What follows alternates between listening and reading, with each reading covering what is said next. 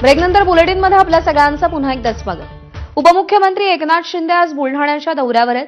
लोकसभा आणि विधानसभा निवडणुकीत कार्यकर्त्यांनी केलेल्या मेहनतीमुळे जिल्ह्यामध्ये खासदार प्रतापराव जाधव आणि आमदार संजय गायकवाड हे निवडणुकीमध्ये विजयी झाले। त्यामुळे कार्यकर्त्यांचे आभार मानण्यासाठी एकनाथ शिंदे आज आभार यात्रा दौऱ्यावरती बुलढाण्यामध्ये आहेत। बुलढाण्यामध्ये ते एक सभा घेऊन कार्यकर्त्यांशी संवाद साधतील। उपमुख्यमंत्री एकनाथ शिंदे आज बुलढाण्यामध्ये काय बोलणार याकडे सगळ्यांचं लक्ष लागून आहे। सभास्थळावरून आढावा घेतला डॉक्टर संजय महाजन यांनी।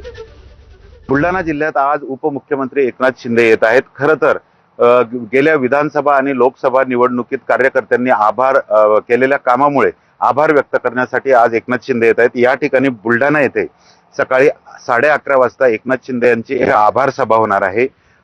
लोकसभा आणि विधानसभा निवडणुकीत कार्यकर्त्यांनी खूप मेहनत घेतली आणि त्या मेहनतीनंतर लोकसभा आणि विधानसभेचे निकाल लागले। त्यानंतर खरं तर कार्यकर्त्यांशी संवाद साधण्यासाठी एकनाथ शिंदे आले नव्हते, मात्र आज एकनाथ शिंदे हे बुलढाणा येथे आभार मेळावा घेणार आहे। त्यांचा हा आभार दौरा आहे।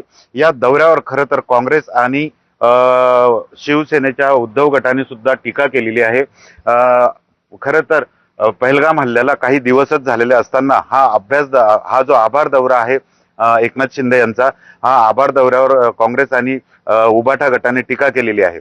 आज या ठिकाणी मोठ्या प्रमाणात शिवसैनिकांची गर्दी होणार आहे। खरं तर कालच एकनाथ शिंदे यांचे जे काही आमदार आहेत बुलढाण्याचे संजय गायकवाड यांच्यावर पोलिसांवर अभद्र टिप्पणी केल्याबद्दल गुन्हाही दाखल झालेला आहे। आता अशा परिस्थितीत एकनाथ शिंदे बुलढाण्यात काय संवाद साधतात, कार्यकर्त्यांशी काय बोलतात आणि काय आवाहन करतात हे बघणं महत्त्वाचं असेल। Cameraman Shantaram sir, doctor Sanjay Mahajan, ABP माझा, बुलढाणा।